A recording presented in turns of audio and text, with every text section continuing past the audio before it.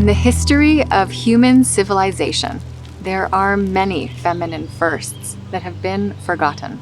The very first known worshipped divine archetype was the Great Mother.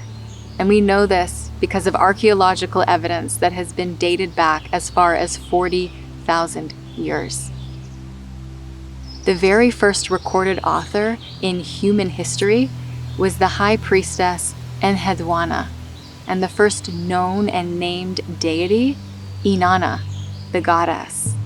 And when we look towards the first written musical composition, it was the Hurrian hymn for the goddess Nikal, she of the moon. And the first free trade expedition that ever occurred was initiated by Hatshepsut, one of the earliest female pharaohs. Even the first human art, cave paintings, were not glorifications of the hunt. They were 13 etchings done in red ochre, representing the 13 moons or bleeds within the year. Wombs were the first timekeepers and were honored. This is what we speak of when we talk about remembrance on the priestess path. It is not only about myth and metaphor, but truth at where the feminine was once sovereign.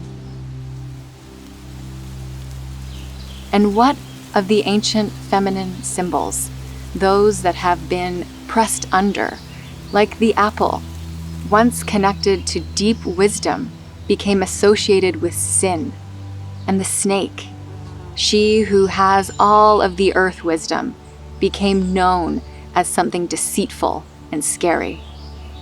The moon, seen as wild and untamable, was once our divine timekeeper and dream weaver, and menstrual blood, life-giving and holy, seen as that for millennia until it became something to be hidden and shamed.